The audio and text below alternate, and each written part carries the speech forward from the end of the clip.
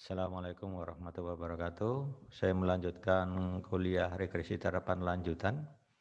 Ya, ini masih di pokok bahasan model Lugit biner. Ya, ini kita akan melanjutkan bahasan tentang diagnostik model Lugit biner.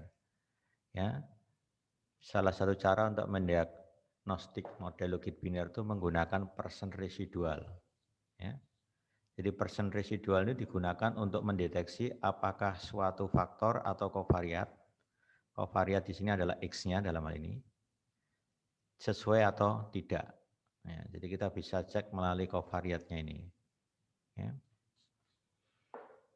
Ya, person residual untuk kovariat ke I atau pengamatan X yang ke I gitu ya, itu dilambangkan dengan RP, I. Ya.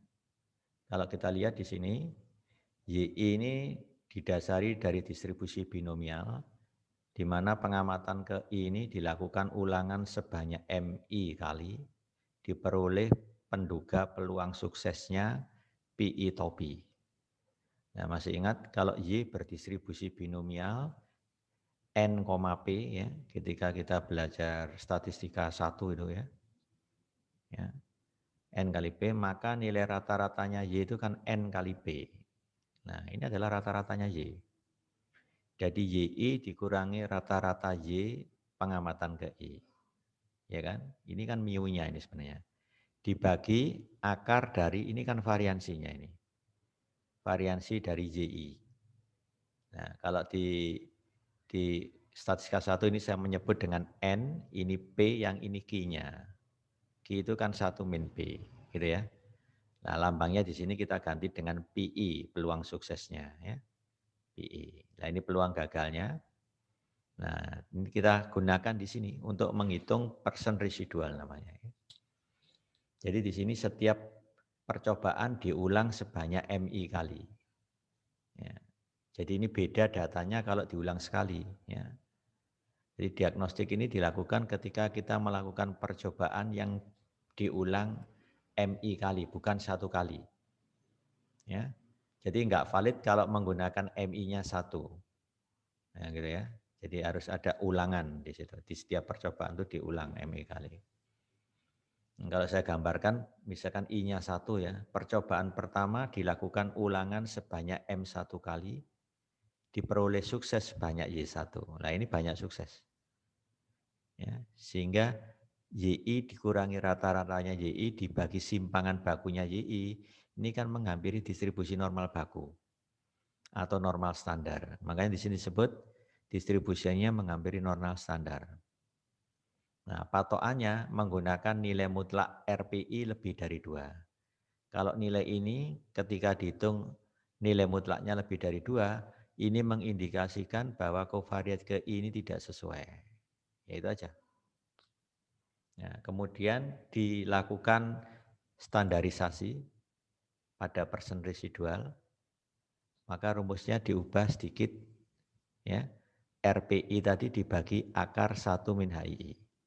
Di mana HI ini leverage yang merupakan elemen diagonal ke I dari matriks H. Ini head matrix. Jadi pada model logit biner, head matrix yang terboboti atau matriks head yang terboboti dilambangkan H besar. Rumusnya adalah V pangkat setengah. Ya. V pangkat setengah itu sebenarnya adalah matriks square root. Ya, matriks square root. Di mana V itu elemen diagonal utamanya adalah ini. Tidak lain apa? Variansi dari YI. Jadi kalau VII itu variansinya YI. Nah, ini elemen diagonal utama dari V itu adalah variansi YI. Atau MI dikali PI topi dikalikan 1 min PI topi. Ya, jadi ketika ini sudah diduga, PI topinya kan sudah ada hasilnya. MI-nya diketahui dari banyak percobaan. Maka VI sudah bisa mengisi matriks V. X juga sudah diketahui dari matriks rancangan yang berhubungan dengan variabel prediktor. Ya. Termasuk di dalamnya apa? Intercept. Jadi kolom pertama 1. Ya. Itu dari sini kita dapat matriks head terboboti. Nah, dari matrix height ini kita dapatkan elemen diagonal utamanya namanya HII. Nah, kalau RPI, persen residual dibagi akar 1 min HII, itu namanya standardized persen residual. Kegunaannya sama untuk melihat apakah covariate ke ini sesuai atau tidak. Ya, itu kegunaannya sama. Ya, gitu. Jadi persen residual yang dibagi dengan akar 1 min HII itu dinamai standardized persen residual ya, di diagnostik ini ya. Nah, kemudian ada pengukuran berikutnya namanya devian residual. Devian residual itu fungsinya sama untuk mengidentifikasi apakah covariate itu sesuai atau tidak. Jadi alat di sini memang banyak ya. Yang sudah kita kenal bisa menggunakan tiga cara.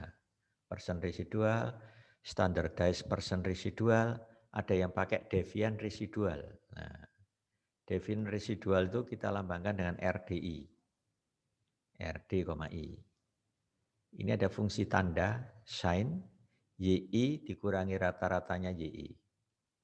Kalau nilainya ini negatif, maka fungsi sign-nya ini diberi nilai -1.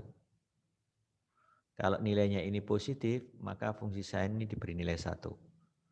Kalau begitu nilai RDI itu bisa sama dengan DI, bisa sama dengan min DI. Tergantung nilai fungsi sin ini. Ya, sin YI min MI pi atau P. Nah, penghitungan DI-nya itu adalah seperti ini.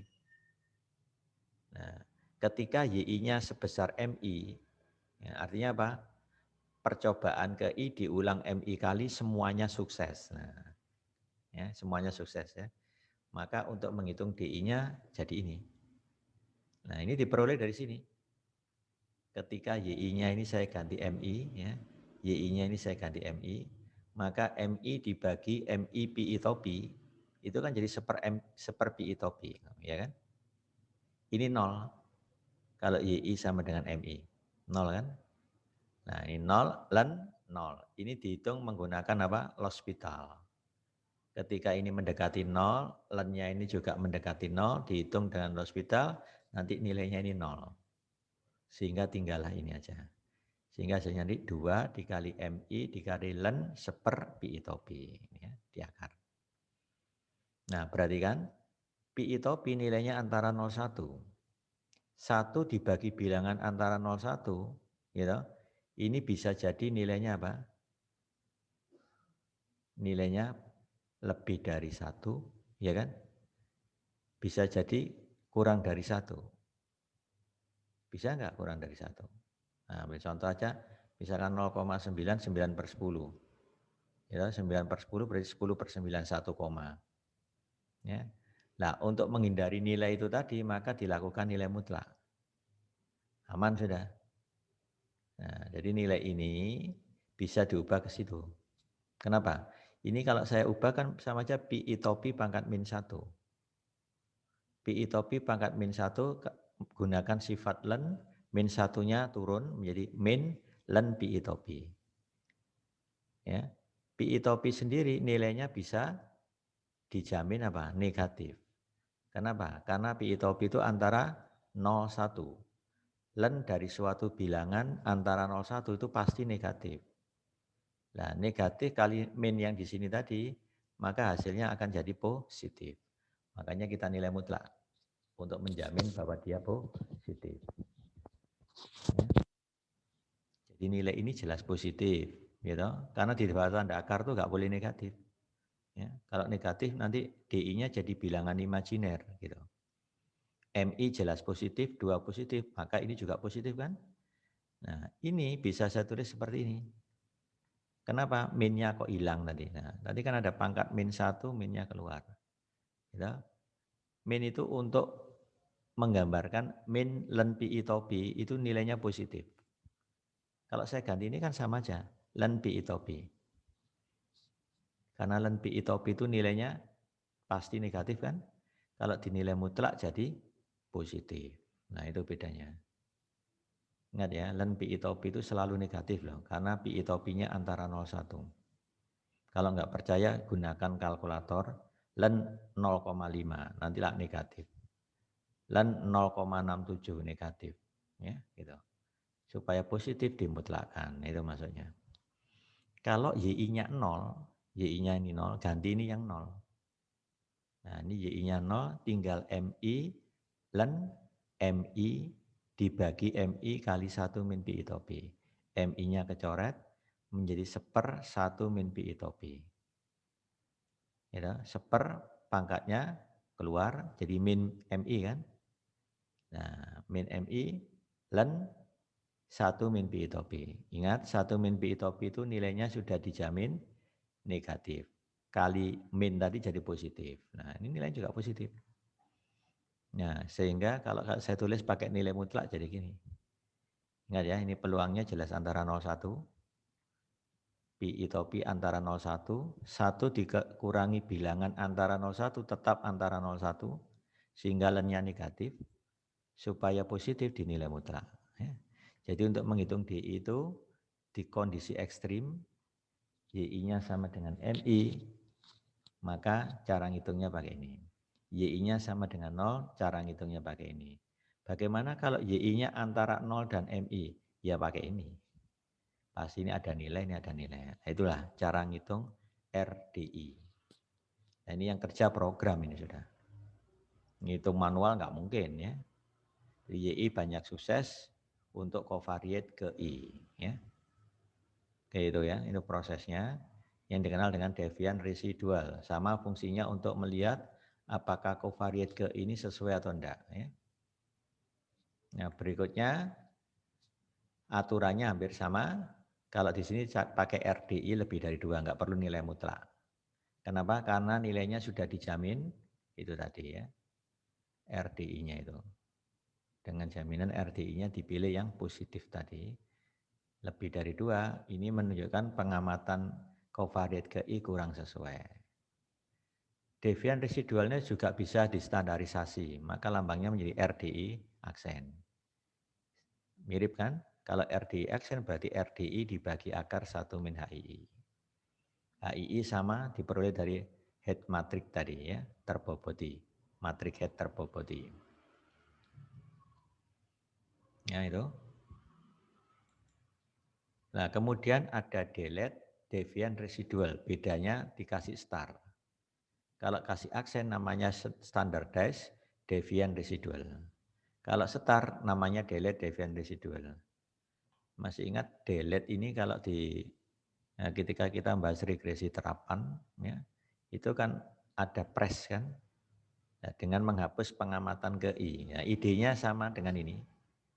Ya, untuk menghitung delete, devian residual pengamatan ke I, berarti pengamatan ke I-nya dihilangkan.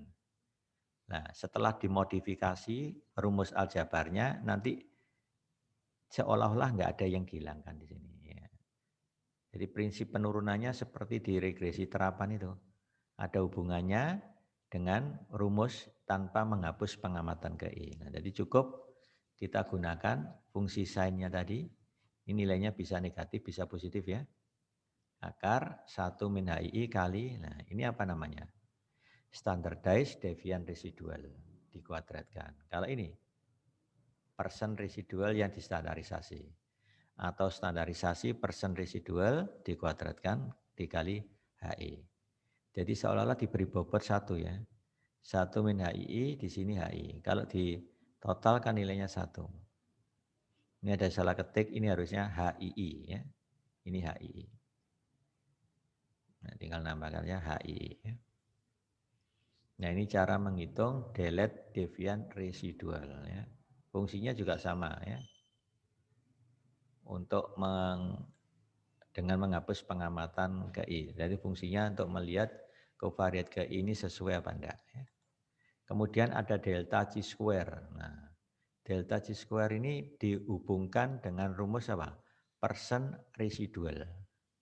Yang rumus awal, YI dikurangi MI kali PI topi, ya, dibagi akar MI PI topi dikali 1 min PI topi. Ini RPI. Dikuadratkan dibagi 1 min HII. Idenya ini itu ngambil dari rumus yang ini. Nah, dari sini. Kalau ini saya kuadratkan, lihat ini tadi distribusinya normal standar kan. Nah, RPI kan distribusinya normal standar.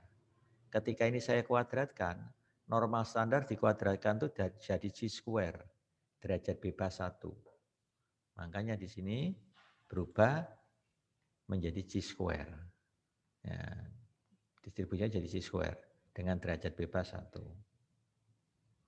Ya, jadi ini kelanjutan dari rumus yang ini, persen residual. Kuadratkan ya. Nanti jadi delta G square ya. Nah, untuk melihat covariatnya juga ini ya. Nah, kemudian ada delta deviance. Delta deviance ini berhubungan dengan apa? Devian residual. Devian residual kuadrat ditambah persen residual kuadrat kali HII dibagi 1 min HII. Jadi kita tinggal gunakan aja, ya, digunakan untuk mendeteksi covariate sesuai apa enggak, sama fungsinya ya. Nah, ini ada di ringkasan teorinya di Minitab, bisa Anda buka ini rumusnya ini ada. Jadi Minitab hitungannya menggunakan rumus ini. Jadi terkait dengan devian residual dan persen residual. HII tadi juga ya. Jadi ngitungnya berdasarkan itu. Nah, kemudian standardized delta beta. Standardized delta beta.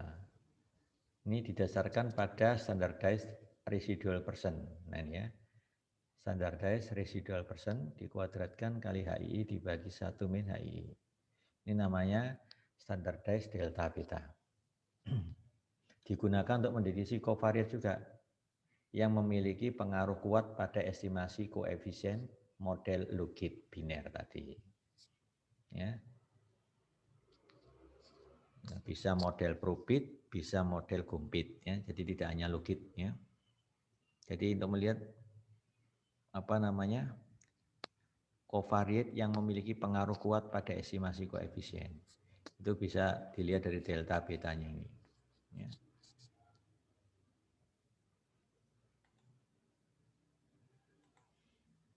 Nah, ini yang apa namanya? Cara menghitung leverage ya. Yang diperoleh dari rumus apa tadi? H. Ya, itu kalau diambil seperti ini bentuknya. MI kali PI topi dikali 1 min PI topi ya. Ini variansinya kan. XI itu adalah baris ke I dari matriks X. V itu adalah matriks yang elemen diagonal utamanya adalah VII. Di mana VI itu adalah variansi dari YI. Ini. MI PI topi 1 min PI topi ya. Jadi V ini matriks diagonal, elemen diagonal utamanya adalah ini. Ya, ini ya, tinggal dihitung. Ini kan sudah ada rumus eksplisit, tinggal dioperasikan ketemu nilai HI. Dia berupa skalar ya. Vektor baris dikali matrik dikali vektor kolom kan skalar ini. Ya, V-nya tadi sudah dijelaskan. Ini yang di Gibbon ini yang menemukan ini rumusnya untuk V ini. Ya, elemen diagonal utama dari V adalah VI ini. Loh, ini yang tadi saya tulis. Ini harusnya lambangnya pakai VII karena ada baris kolom ya. VII sama dengan ini seperti yang di atas tadi. Ya.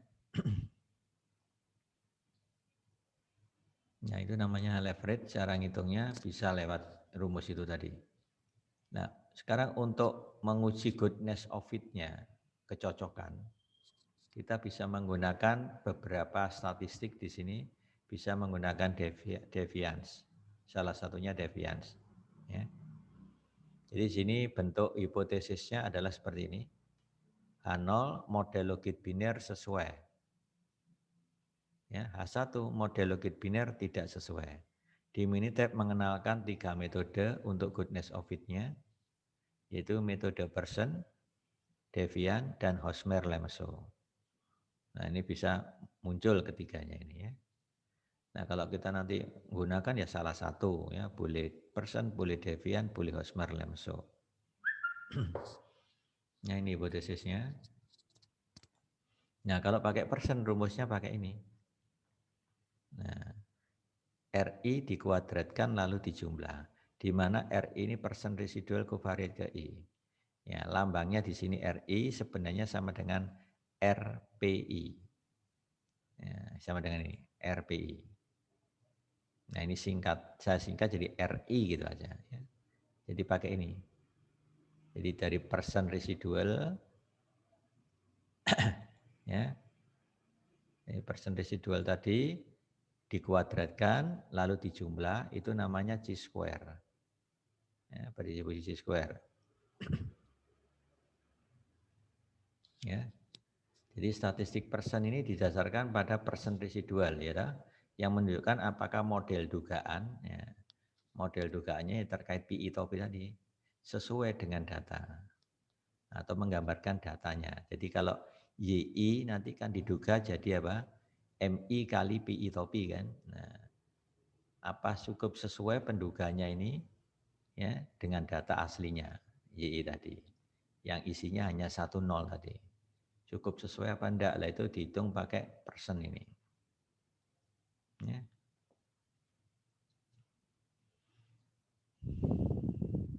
Nah ini ada catatan, persen C square gitu ya, tidak berguna ketika banyaknya nilai covariate yang berbeda tadi mendekati sama dengan banyaknya pengamatan. Misalnya gini, covariate-nya ada 5, pengamatannya cuma 5. Loh, ini kan nggak mungkin ini. Nah, kalau itu terjadi, maka persen C square ini tidak ada gunanya. Tidak ada gunanya. Ini catatan bahwa statistik persen ini tidak berlaku ketika covariate-nya sama dengan banyak pengamatan. Ya. Jadi covariate yang berbeda itu loh, mendekati sama dengan banyak pengamatan. Jadi misalnya gini, misalkan X-nya itu ada 3, X1, X2, X3, kan ada nilai itu. X1, X2, X3, sebanyak N. Ternyata banyaknya covariate yang berbeda, ya, maksudnya nggak ada yang kembar. Gitu. X1, X2, X3 itu misalkan X1-nya 5, X2-nya 1, X3-nya 2. Angka 215 itu nggak muncul lagi di pengamatan berikutnya. Berarti benar-benar berbeda. Kan berarti apa? Banyak covariate yang berbeda sama persis dengan banyak pengamatan. Kalau ini terjadi, maka data ini tidak berguna. Persennya ini nggak berguna. Ya gitu. Jadi syaratnya harus apa? Ada yang berulang. Gitu ya. Misalkan X1, X2, X3 nilainya 5, 1, 2. Muncul lagi di pengamatan berikutnya. Paling tidak minimal muncul 2 kali. Nah itu baru berguna.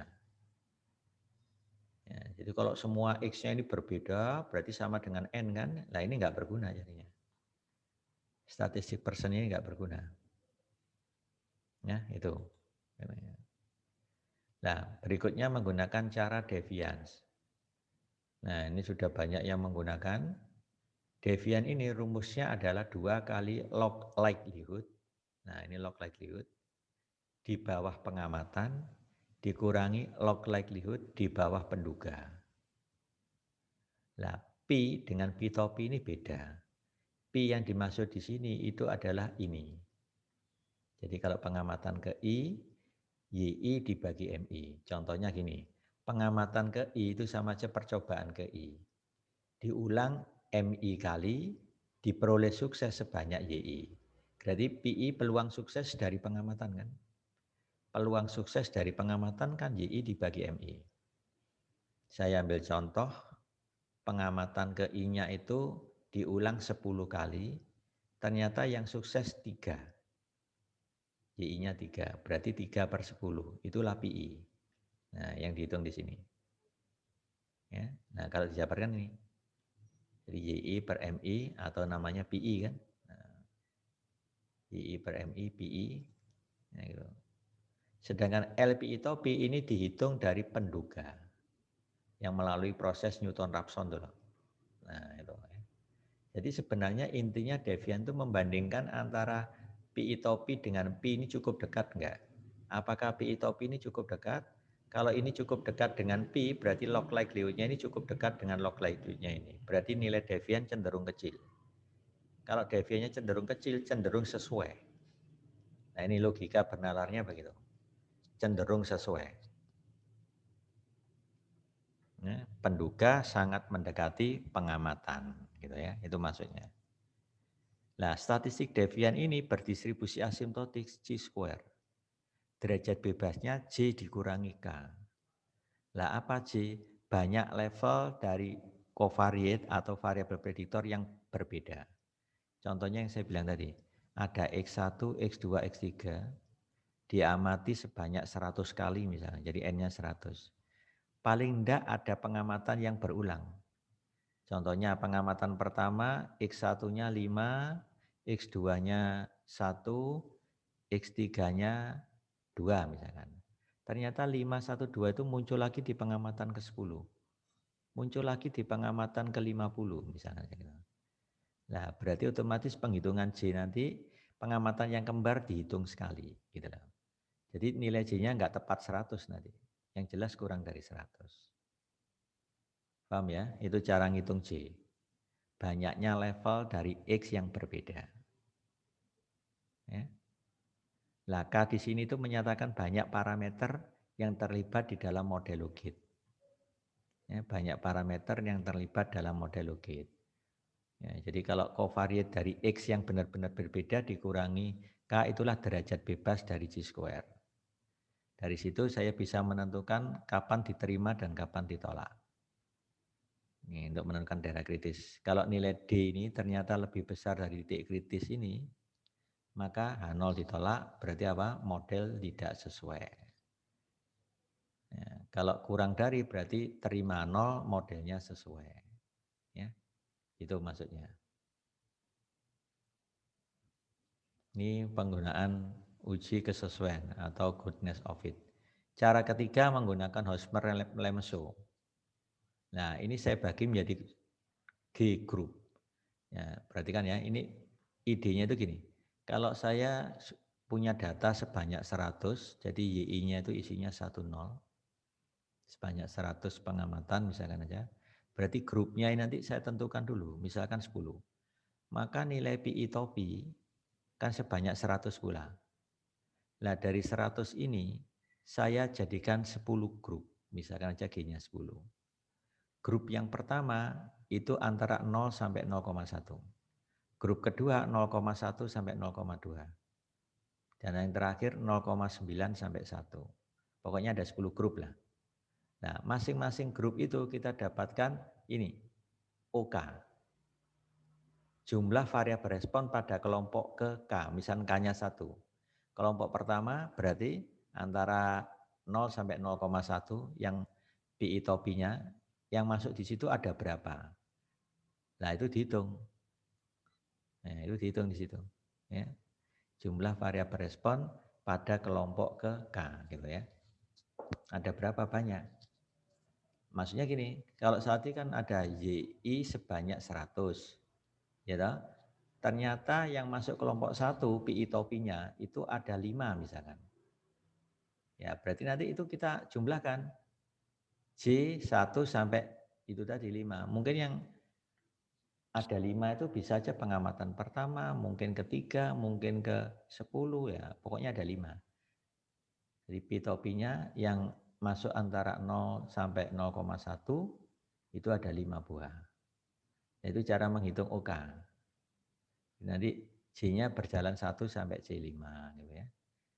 Ya, kalau yang masuk kelompok 2 antara 0,1 sampai 0,2 ada berapa? Ada 3. Ya, berarti nanti O3. O2-nya ini berarti dari J2. Nah, C2 ini sebagai penentu mana saja yang masuk di kelompok 2 gitu ya. Begitu cara ngitungnya OK. Ya. Dikurangi CK, ya CK yang ini tadi dikalikan rata-ratanya PK. Jadi nanti contohnya gini, yang masuk kelompok 1 katakan ada 5 pengamatan PI topinya. Di rata-rata PI topi tadi. Nah ini. Dikalikan CK, CK-nya tadi kan ada 5, ya kan? Kali ini. OK-nya diperoleh dari jumlahnya Y tadi, itu. Dibagi ini.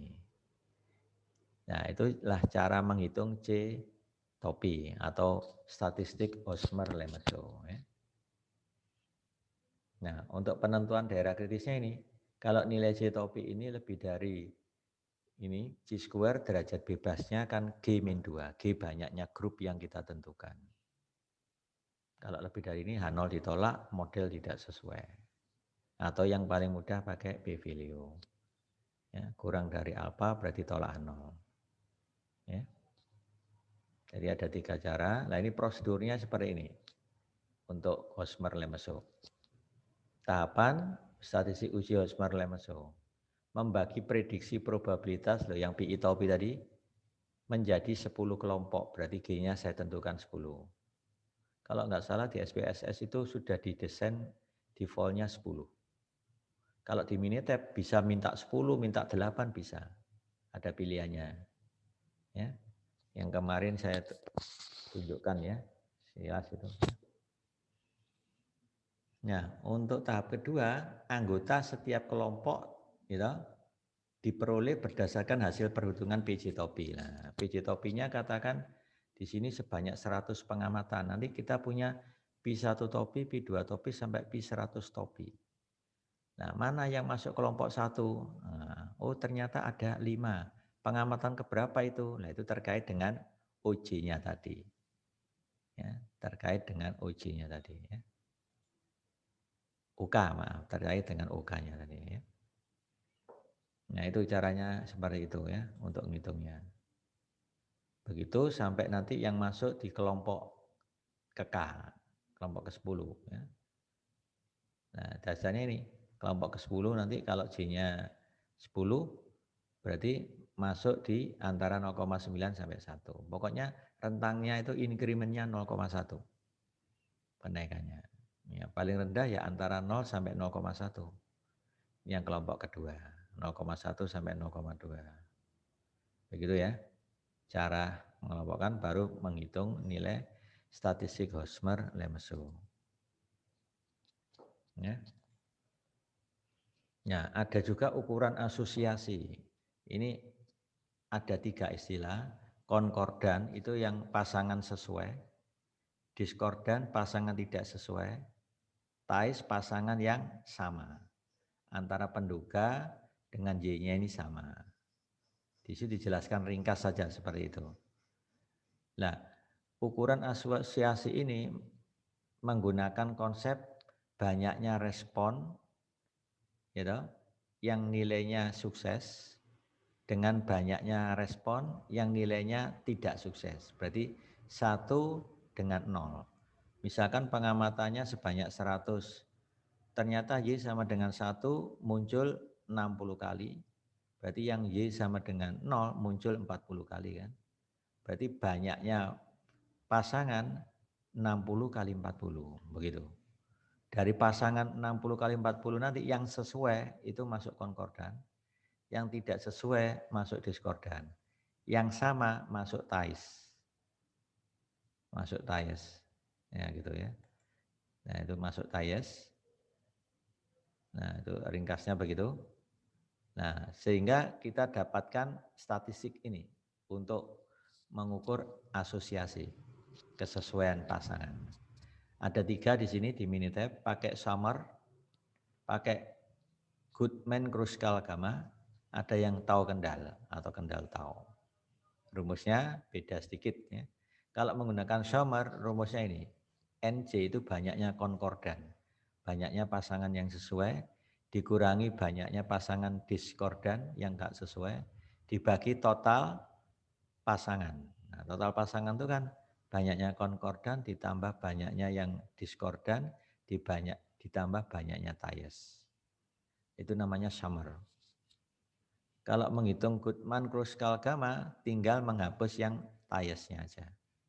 Jadi hanya NC min ND dibagi NC plus ND. Kalau tahu kendal, beda sedikit. Nah, pakai ini. Banyak konkordan dikurangi banyaknya diskordan, tiesnya tidak dipakai. Dibagi setengah kali N min 1. N ini banyak pengamatan. Misalkan 100 tadi contohnya. Ya, total pengamatan. Ya, gitu.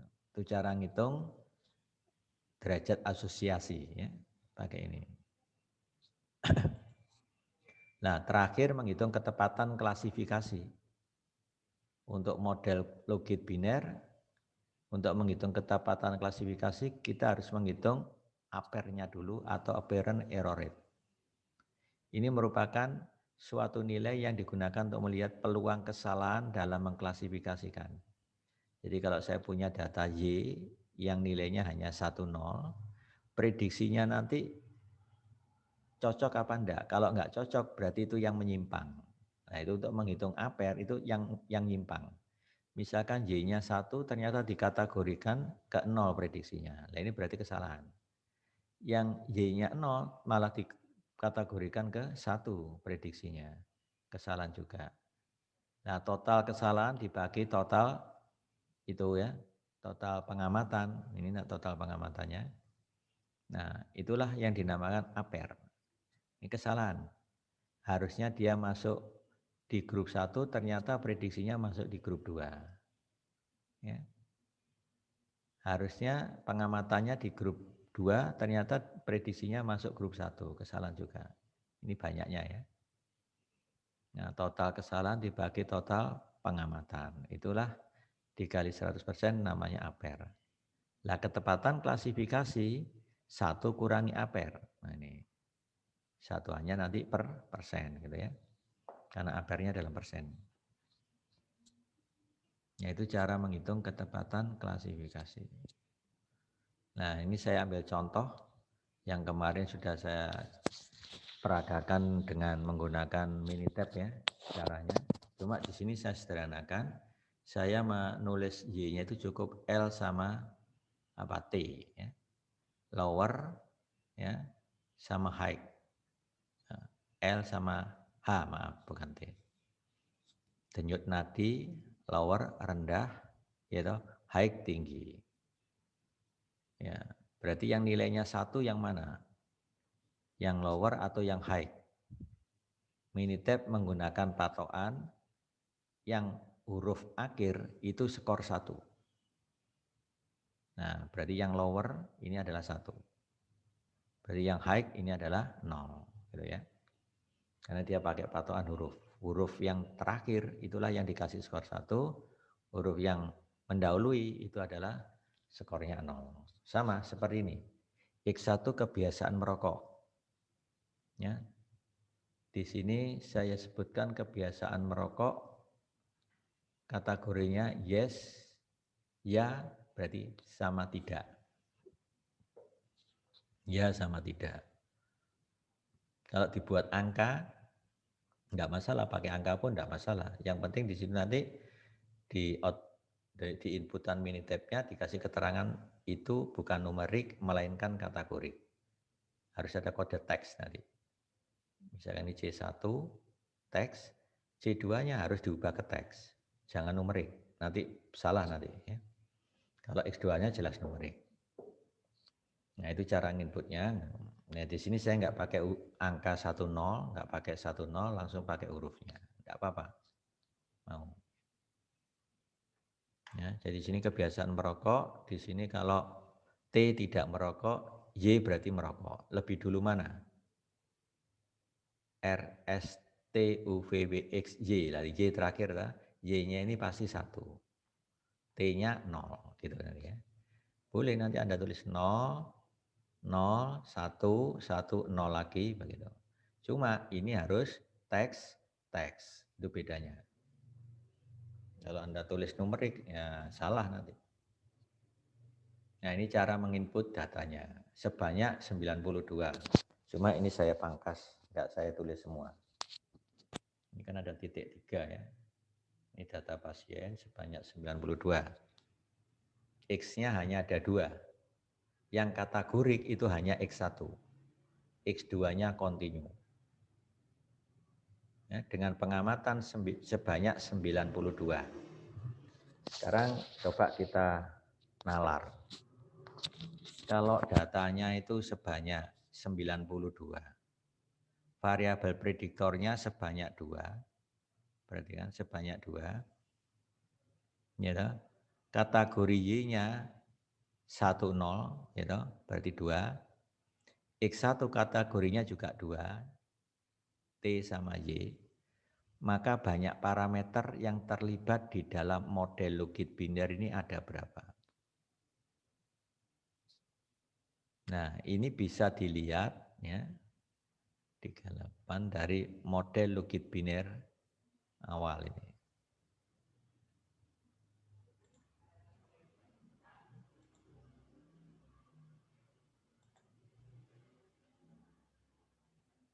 Nah, ini ya, dari sini. Nah, contohnya di N-nya sebanyak 92. Setiap pengamatan hanya diulang sekali, ya ya. Tadi kan datanya setiap pengamatan diulang sekali. Dari 92 pengamatan. Nah, betanya di sini ini berhubungan erat dengan X. X-nya tadi hanya 2 ya, berarti ada intercept, ada X1, ada X2. Kebetulan X1 ini kategorinya 2, maka daminya 1, berarti kan, daminya 1. Di sini ada intercept, berarti 1, daminya 1, X2-nya 1. Berarti sudah berapa parameter? 3. Ya, jadi kasus tadi hanya muncul 3 parameter. Ya, itu cara menentukan banyak parameter di dalam model logit biner. Ya. Jadi beta yang muncul nanti hanya ada beta 0, beta 1, beta 2. Tapi kalau kategorinya X1 itu katakan 3, perhatikan. Kalau X1 itu kategorinya 3. Misalkan nilainya 1, 2, 3 ya, tapi kategorik. Maka daminya nanti 2. Perhatikan. Daminya 2. Yang muncul nanti X1 kategori 2 sama X1 kategori 3. Loh, yang kategori 1 kemana? Dia sebagai redundan. Atau kategori bandmatch. Atau pembanding. Sehingga nanti yang muncul di sini ada 2 parameter tambah 1 parameter tambah 1 parameter, berarti ada 4 parameternya.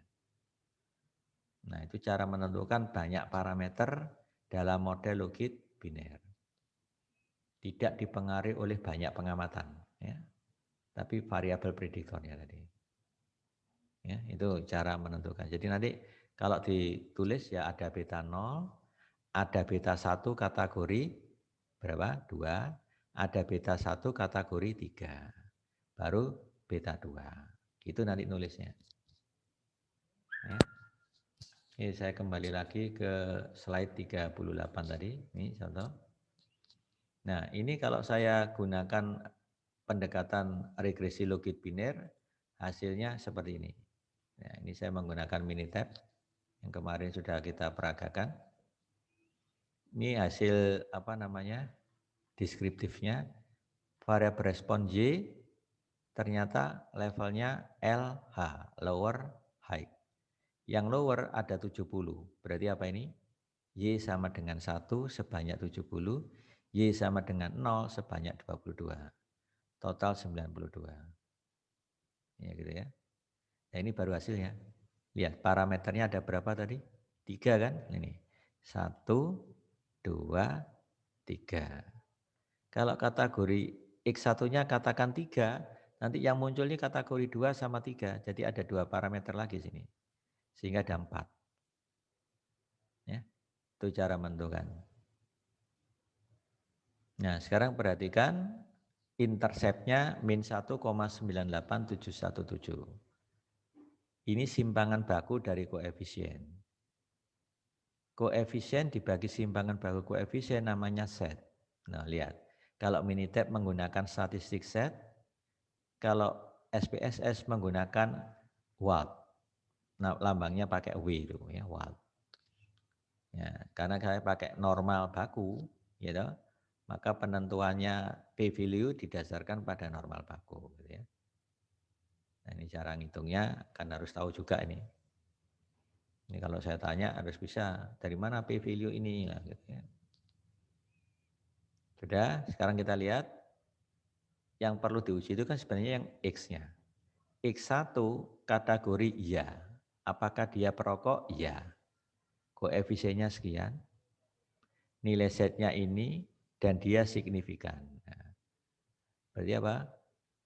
kategori kebiasaan merokok berpengaruh terhadap denyut nadi pasien. Berat badan juga berpengaruh. Ini dari uji individu, ya kan? Berpengaruh terhadap denyut nadi. Nah, terus nilai log likelihood-nya sekian, sedangkan LRT-nya ini namanya statistik LRT, likelihood ratio test. Nilainya sekian, derajat bebas 2. Dari mana 2? 2 ini berhubungan dengan yang diuji di H0. Yang diuji di H0 itu kan sebenarnya beta, tapi tanpa intercept yang benar-benar berhubungan sama X. Berarti hanya ini sama ini yang diuji. Nah, ini kita beri lambang beta 1, gitu, kategori yes. Sama dengan beta 2. Ya, saya bisa menyebut gampangnya aja ini beta 0, beta 1, beta 2. Berarti ya nolnya beta 1 sama dengan beta 2 sama dengan 0. Ya, untuk menguji ini. Dengan statistik ini ya. Berarti apa beta 2-nya? Oh, H0-nya beta 1 sama dengan beta 2 sama dengan 0. Berarti H1-nya paling sedikit ada 1 beta J yang tidak 0. Di mana J-nya itu nilainya 1,2. Ya, itu uji serentak ya. Nah, ternyata p-value-nya 0,023, berarti secara serentak kedua variabel ini berpengaruh terhadap denyut nadi pasien, gitu ya. Nah, itu cara kita menyimpulkan ya, denyut nadi pasien.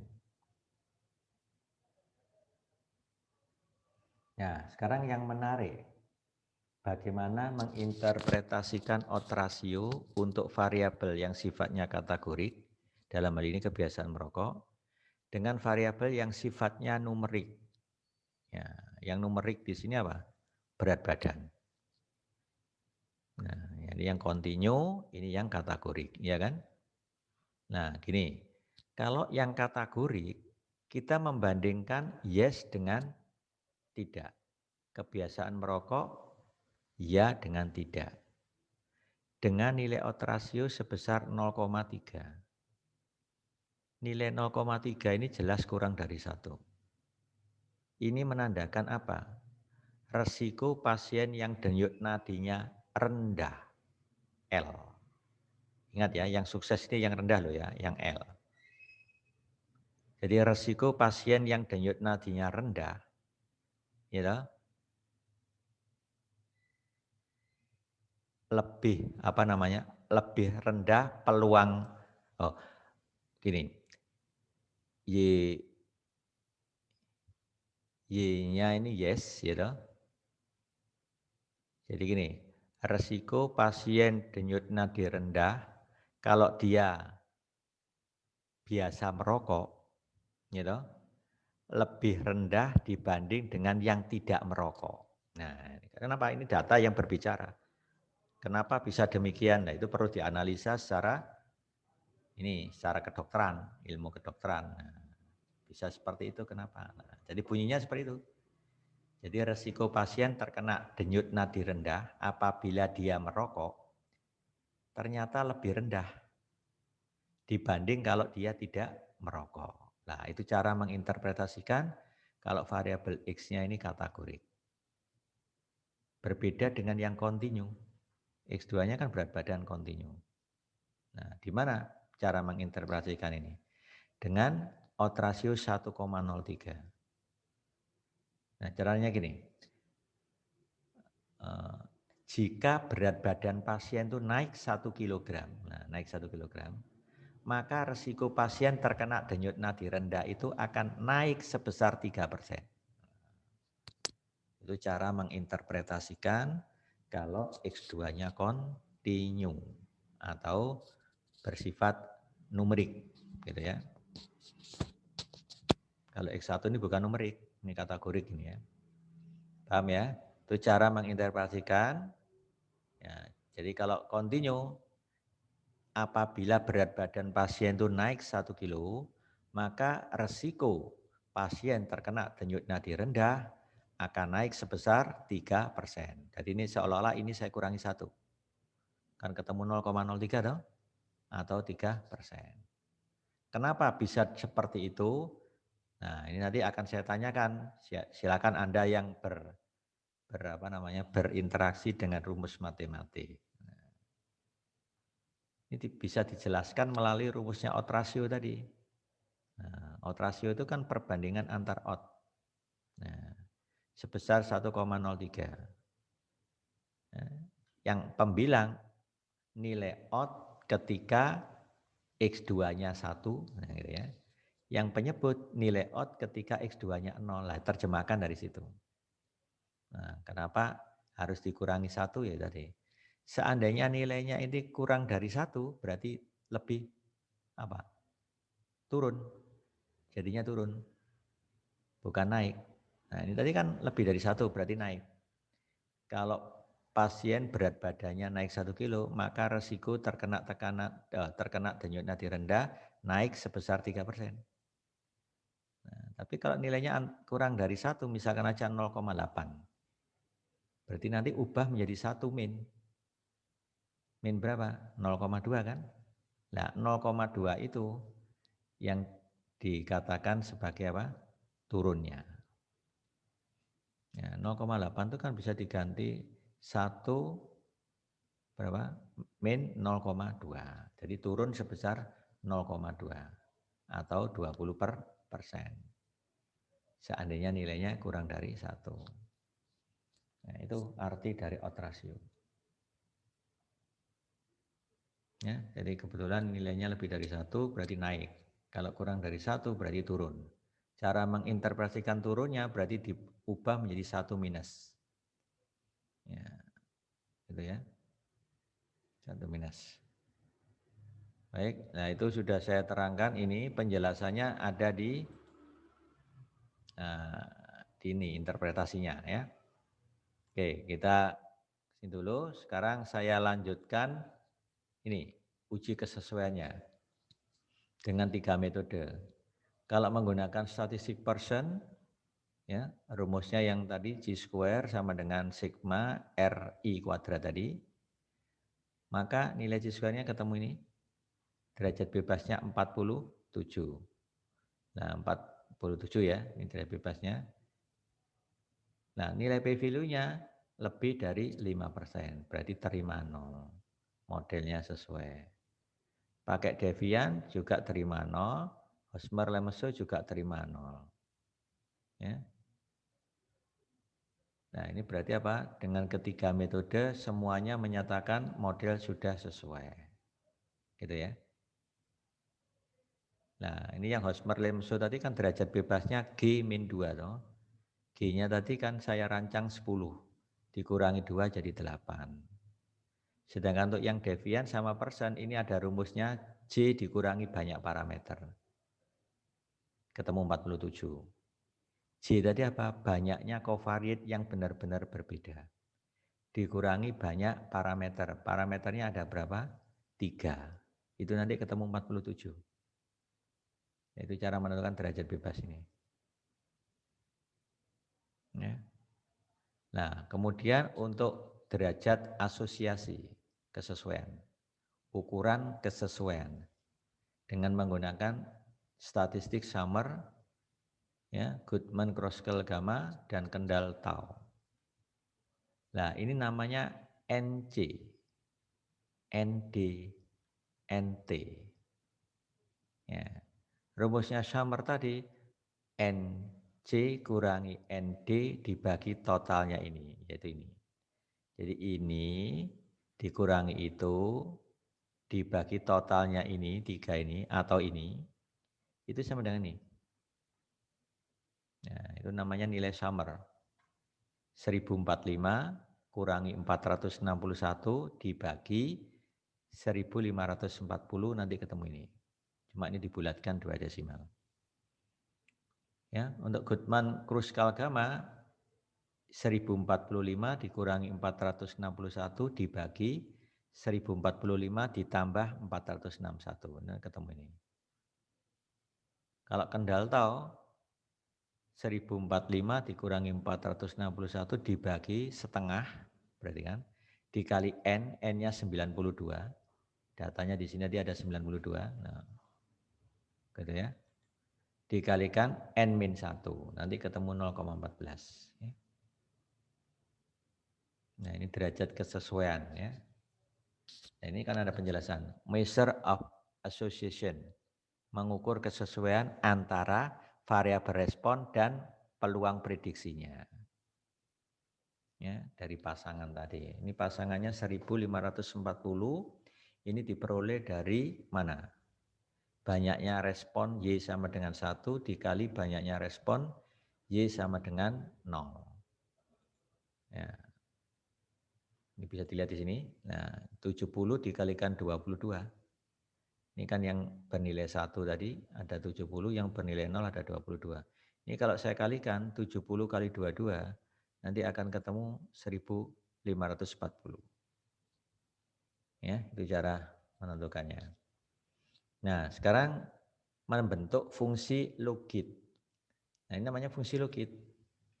Nah, ini sengaja saya kasih kode X1 berindeks 1. Ini menunjukkan X1-nya kategori yes. Yes 1 tidak 0. Nah, yang muncul di output itu yang yes. Makanya tak kasih kode X1 dalam kurung 1. Beda dengan yang continue. Kalau continue nggak perlu ditambahi kurung. Ya, gitu. Misalkan kategorinya X1 tadi ada 1, 2, 3. Maka yang muncul di sini nanti X12 sama X13 gitu. Yang X11 menjadi redundan. Kalau X1-nya itu saya tulis dengan 012, maka yang muncul X11 sama X12. Yang X10 sebagai redundan. Begitu cara menulisnya fungsi logit. Ya. Nah, cermati ini ya. Ini yang interceptnya tadi min 1,98717. Nah, ini kan. Ini yang X1 kategori 1, yang yes tadi. Ini yang X2. Ya. Itu namanya fungsi logit. Fungsi logit ini kita gunakan untuk menghitung peluang sukses. Contohnya ini, hitung peluang seseorang yang perokok. Ya, kalau perokok itu berarti apa? Oh, bukan perokok ya. Kalau bukan perokok berarti X1-nya diberi nilai 0. Kenapa? Karena data yang muncul di sini ini adalah perokok. Nah, perokok. Ketika ditanya bukan perokok, maka diberi nilai 0 X1-nya. Ingat ini dummy, isinya hanya 1 0. Nah, jadi makanya X1-nya saya kasih nilai 0. Karena bukan perokok. Berat 140 berarti X2-nya 140. Rumusnya kan EXP XI beta dibagi 1 plus EXP XI beta. Jadi kalau nilai ini ketemu tinggal diulang di sini, nanti jawabnya sekian. Ya, gitu. Itu cara menghitung peluang sukses atau peluang pasien terkena denyut nadi rendah apabila bukan perokok dan beratnya 140 pon. Ini satuan di luar negeri itu pakai pon ya. Ya begitu. Odds ratio 0,3. Lah ini X1-nya tadi kan kategori. Artinya apa? Resiko terkena denyut nadi rendah apabila dia merokok lebih kecil atau lebih rendah dibanding bukan perokok. Beda dengan yang kontinu.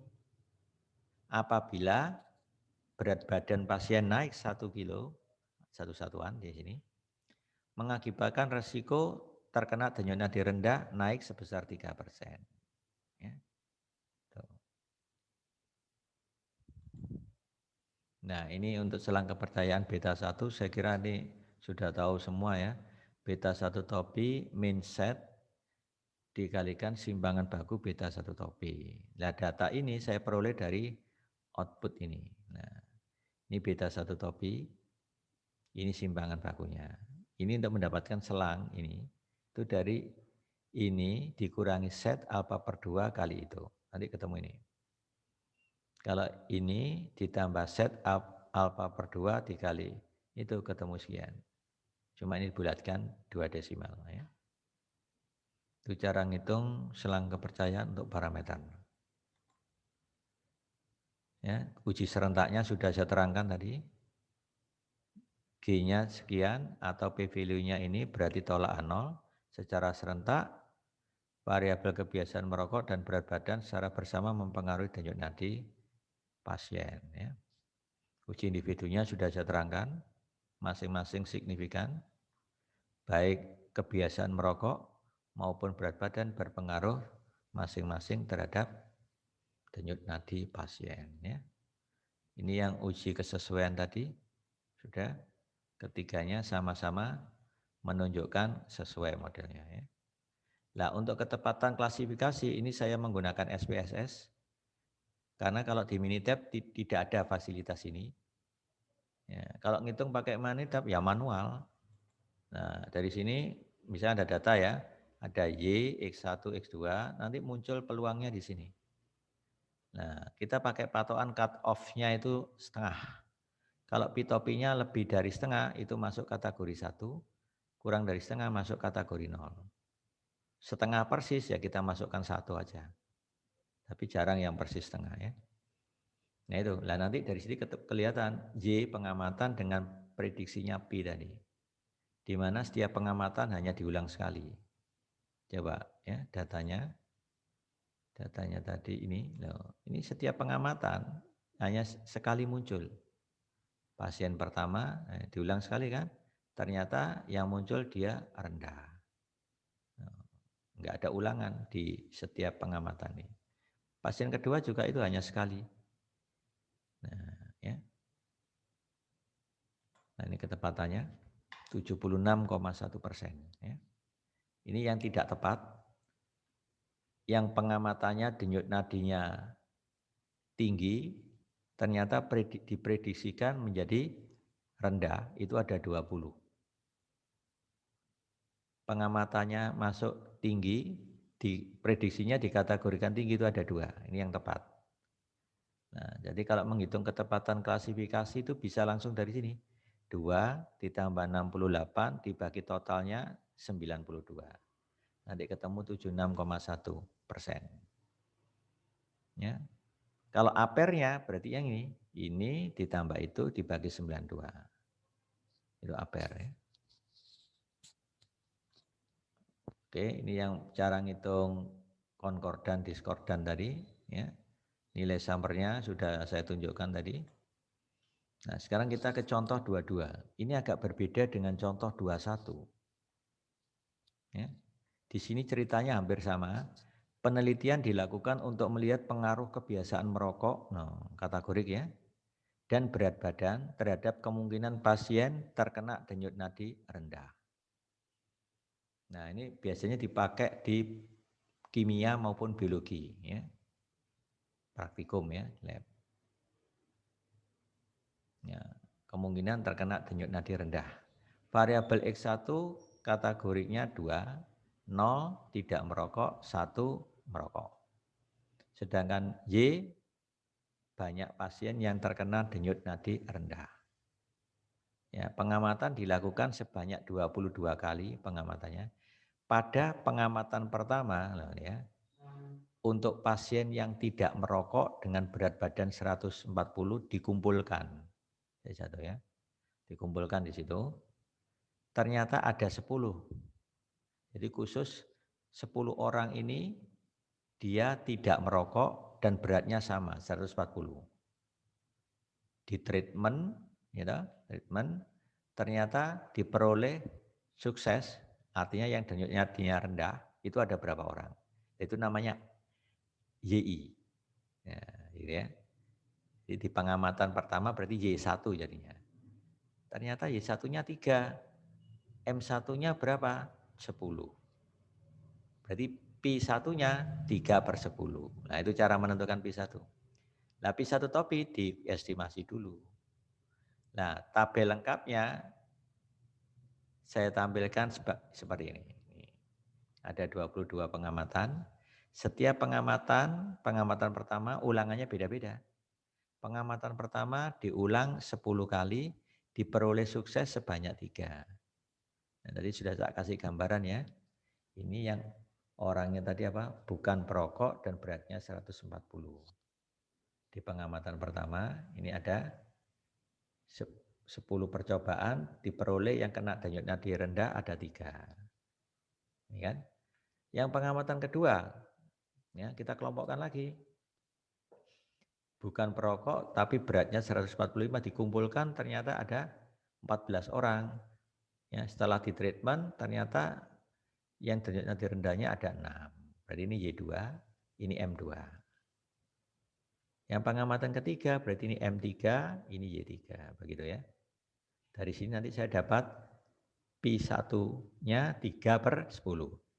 Ya, ini peluang sukses dari pengamatan. Kalau P2 berarti 6/14. P3 8/19. Itu aja cara ngitung P untuk pengamatan. Lakukan diagnostik pada model regresi longitudinal. Diagnostik itu dilakukan kalau terjadi ulangan pada masing-masing pengamatan. Kalau contoh sebelumnya kan ulangannya hanya sekali, jadi isinya hanya sukses gagal gitu. Itu bedanya antara data yang tadi dengan yang kedua ini ya. Nah, ini hasilnya. Ini hasilnya. Ya. Fungsi linknya pakai logit. Ya. Banyaknya baris ada 22 tadi. Responnya, nah, event itu banyaknya sukses. Itu ada 140. Dia sudah otomatis ngitung ya. Yang tidak sukses 176. Total banyak percobaan 316. Itu dari mana 316? Ya ini total semua. Sebenarnya 316 percobaan. Ya. Hasilnya dikelompokkan pada pengamatan 1 sampai ke 22. Nah, dia mendeskripsikan seperti itu. Ya. Ini hasil ANAVA-nya ya. Hasil ANAVA-nya. Kalau kita lihat P value-nya untuk X2 apa tadi? Berat kan? Berat badan signifikan. Untuk kebiasaan merokok juga signifikan untuk kasus berulang ini tadi ya. Pengamatan yang di percobaannya diulang ya. Nah, ini signifikan kalau lihat dari sini P value-nya. Ya. Kemudian kita lihat output berikutnya. Nilai R kuadratnya di sini 73,98. Ini R kuadrat yang disesuaikan 68,03. Ini dasar ngitungnya dari ANAVA tadi ya. Seperti di regresi terapan itu. Ya. Cuma di sini tidak ditampilkan jumlah kuadratnya ya. Ya, seperti ini. Namanya devian yang disesuaikan ya. Ini rata-rata yang disesuaikan, di-adjust ya. Nah, saya enggak membahas asalnya rumusnya ya, itu cuma outputnya aja muncul. Nah, sekarang ini yang penting. Ini koefisiennya. Data yang diulang ya, setiap pengamatan diulang ini ternyata menghasilkan tabel koefisien seperti ini. Ini konstanta, ini koefisiennya X2 yang kontinu tadi, ini yang kategorik. Loh, yang muncul sama kan? Yes. Atau ya. Berarti dia perokok. Ini simpangan bakunya. Dia juga memunculkan VIF ya. Karena variabel X-nya hanya 2, maka VIF-nya ya hanya 2. Enggak ada multikoliniaritas ya. Dia memunculkan karena kurang dari 10. Oke, sekarang nilai odd ratio untuk X2 1,0227. Artinya apa? Jika berat pasien naik satu satuan, dalam ini 1 pon misalkan ya, atau mungkin kilo, maka risiko pasien terkena denyut nadi rendah akan naik sebesar berapa? 2,27%. Ya, gitu. Kalau ini untuk variabel kategorik, odd ratio-nya 1,87. Ya. Berarti apa ini? Lebih dari 1 juga kan? Resiko pasien terkena denyut nadi rendah apabila dia merokok lebih tinggi dibanding tidak merokok. Lebih bisa menyebabkan darah rendah untuk kasus ini justru. Ya, ini selang kepercayaannya. Itu cara menginterpretasikannya seperti itu ya. Nah, ini tampilannya. Ini kalau di Minitab bisa tampil seperti ini. Ini sebenarnya peluang sukses. E pangkat X beta dibagi 1 plus E pangkat X beta. Ya, Y aksen ini X beta. Apa? Fungsi logit tadi. Nah, fungsi logitnya sudah dijelaskan di sini. Ketika X1-nya 0, berarti dia apa? Bukan perokok kan? Bukan perokok. Maka diberi skor 0. X1-nya. Sehingga tinggal ini ditambah ini aja. Perhatikan, ini ditambah ini aja. Ketika X1-nya 1, berarti dia apa? Perokok kan? Berarti X1-nya dikasih skor 1. Ya, kita lihat di sini. Nah, di sini. Hubungannya fungsi logit tadi dengan ini. Ketika dia bukan perokok, berarti X1-nya dikasih skor 0. Bukan perokok ya, tidak. Kalau ini 0 kan tinggal apa? Kan tinggal ini plus ini kali X2. Itu ketika X1-nya berapa tadi? 0. Berarti bukan perokok. Tinggal min 3,95 plus 0,0224 X2. Kita lihat di sini tadi. No. Min 3,95 ya plus 0, ya kan? Ketika X1-nya 1 berarti dia apa? Perokok kan? Maka interceptnya ditambah koefisiennya X1. Nah, interceptnya ini ditambah ini. Min 3,95 ya, ditambah 0,628. Nanti akan ketemu hasilnya min 3,325. Makin membesar jadinya, ya kan? Ininya sama. Jadi bedanya hanya di intercept. Nah, dari sini saya bisa menghitung peluang pasien denyut nadinya rendah apabila dia perokok, berarti Y aksennya pakai yang ini. Peluang pasien denyut nadinya rendah apabila bukan perokok, Y aksennya pakai yang ini. Itu maksudnya. Nah, ini hasil uji goodness of fit-nya, baik Devian, Person, Osmer, semuanya menerima H0 sesuai. Ya. Nah, ini hasil dari pengamatan, ya, pengamatan. Ini ringnya, ya. Untuk probability grup pertama antara 0 sampai ini. Ya, dan ini ada 8 grup. Kebetulan di Minitab saya pakai 8 grup. Ya, jadi ini menyesuaikan. Ya, jadi antara 0 sampai ini yang grup pertama, grup kedua ini. Tinggal cek P-topi yang masuk di sini itu ada berapa. Dia ngitung kayak tadi itu ceritanya. Terus di rata-rata jadi P-bar tadi ya. Sampai ketemu nilai C-topi. Ya gitu ya. Nah, ini yang ukuran kesesuaiannya tadi konkordan, diskordan, Thayes. Ya, gitu ya. Ini tak tahu ya caranya. Nilainya hampir mirip dengan tadi ya. Ya. Ini adalah sukses yang diharapkan. Gitu. Nah, dari 18 pengamatan, sukses yang diharapkan itu 16, ini. Ini yang gagal, non-event, yang gagal. Dari pengamatan 39 yang diharapkan 40 ini.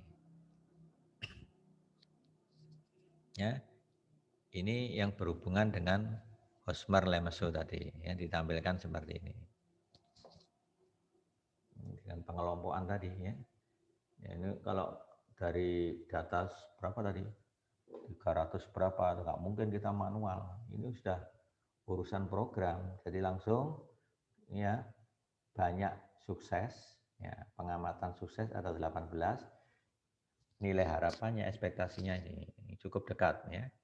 15 cukup dekat ini dengan prediksinya ya. Prediksinya. Ini yang gagal, ini yang sukses, ya begitu. Nah, ini pengamatan dari 22 tadi. Ini hasil pengamatan, ini yang saya bilang tadi. Pengamatan pertama tadi yang sukses kan 3 dari 10. 3 per 10, 0,3. Ini tadi dari pengamatan kedua, M2-nya berapa tadi, Y2-nya berapa, tinggal Y2 per M2 ketemu ini. Ini fit, nah ini penduganya ini. Antara pengamatan dengan penduga, ini akan menghasilkan suatu residual. selisih pengamatan dengan penduga ketemu residual. Terus distandarisasi ketemu ini. Jadi ini diperoleh dari nilai ini dikurangi rata-ratanya ini dibagi simpangan bakunya ini. Itu namanya ini. Hanya distandarisasi aja. Nah, ini nilai yang goodness of fit-nya. Residual percent, standarisasi residual percent, gitu. Kalau ini apa? Delete residual percent, HII leverage, G square, DI, DI tadi apa? Beta ya. DI tadi apa? Deviance ya, deviance. Delta beta I. Ya, berdasarkan rumus tadi ini bisa tampil kalau di Minitab ya. Nah, baru penjelasan paling enggak ini RPI. Kita lihat ada enggak yang nilai mutlaknya lebih dari 2 di sini? Nah, enggak ada ya, semuanya masuk di itu. Berarti semua pengamatan X sudah sesuai gitu ya. Karena nilai mutlaknya ini kurang dari 2 gitu ya. Ini aja dari sini sudah cukup, satu aja dianalisis ya. Ya gitu ya. Nah, di sini penjelasan ya, fungsi logiknya tadi sudah tinggal disalin. Misalkan saya ingin menghitung berapa sih peluangnya pasien denyut nadinya rendah. Kalau bukan perokok beratnya 140, nah masukkan rumus tadi, ternyata sekian. Odds ratio sudah saya jelaskan tadi, diulang lagi. Ya. Ini untuk yang X2, naik 2,27%. Ya. Sama interpretasinya, cuma beda datanya. Nah, ini sama untuk uji apa ini? Berdasarkan Devian ya, ini pakai Devian. Ya. Diperoleh hasil uji serentak dengan menggunakan alfa 5%, menunjukkan kebiasaan merokok dan berat secara bersama berpengaruh terhadap denyut nadi. Ya. Nah, ini berdasarkan itu nilai C square-nya 24,88. Ya, 24,88 tadi itu bisa dilihat di mana ini? Goodness of fit-nya ini belum. Ini belum, yang ada G-nya ditulis ini ya.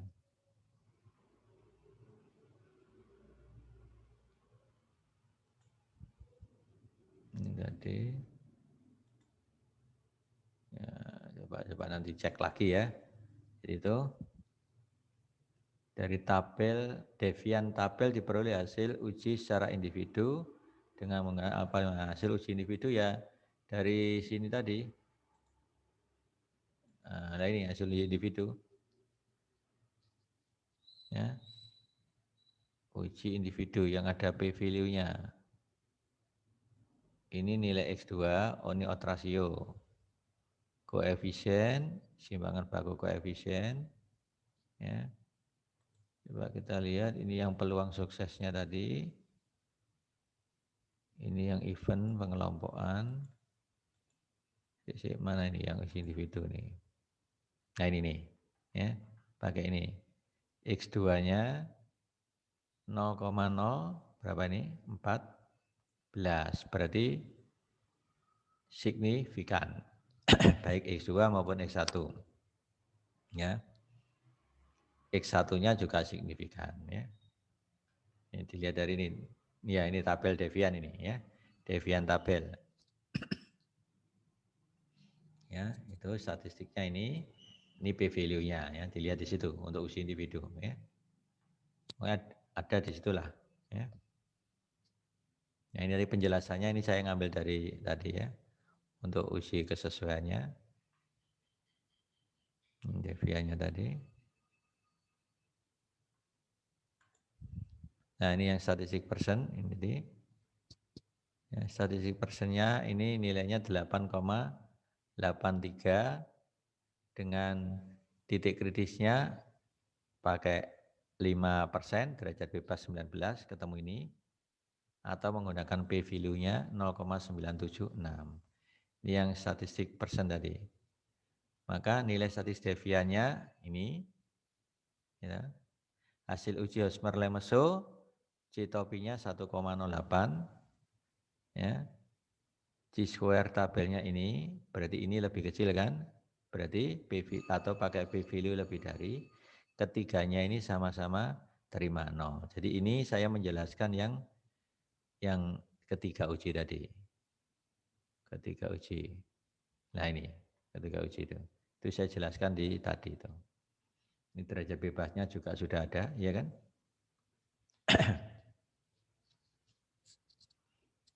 Ya, baik devian, persen, Hosmer-Lemeso ini, ya. Ini menggunakan grupnya ada 8 ya. Jadi derajat bebasnya 6. Nah, dengan ini kita dapat p-value ini ya. Oke, itu sudah semua. Ya, saya ini nilai summer ya. Konkordan, diskordan, ties tadi ya. Sudah sama, hanya di beda datanya aja ya. Cara ngitungnya sudah saya jelaskan tadi. Nah, ini berikutnya nilai ini tadi, nilai persen. Ya. Sebesar ini, berarti ketidaksesuaian covariat pada pengamatannya sebesar ini. Ya. Ketidaksesuaiannya sebesar ini. Minus sekian, kecil sekali kan. Ya, karena ini cukup kecil, berarti dikatakan covariat itu sudah sesuai. Ya. Bisa dilihat dari nilai mutlaknya, persen residualnya lebih dari 2 apa enggak? Oh, ternyata enggak, ya kan? Oh, ini kan semuanya masih nilai mutlaknya di bawah 2. Jadi baik pengamatan pertama sampai ke 22 semuanya memenuhi syarat X-nya ya. Oke, itu cara menginterpretasikan ya. Nilai persen residual min 0, ini artinya ketidaksesuaian antara covariat pada pengamatan pertama sebesar ini. Artinya itu gitu. Karena ini sangat kecil, mendekati 0 kan ini. Nah, itu menandakan apa? Nilai mutlaknya kurang dari 2. Berarti apa namanya? Covariatnya sesuai. Ya. Karena ketidaksesuaiannya sangat kecil, jadi kita katakan ini sesuai. Kalau ketidaksesuaiannya besar, misalkan aja min 8, lah ini berarti tidak sesuai. Gitu. Karena sudah melanggar batas 2 tadi. Ya, sudah melebihi 2. Ya. Saya kira itu untuk model logit biner, ya, silakan dipahami penjelasan saya ini. Ya, nanti kita tanya jawab, ya, biar lebih mantap. Oke. Assalamualaikum warahmatullahi wabarakatuh.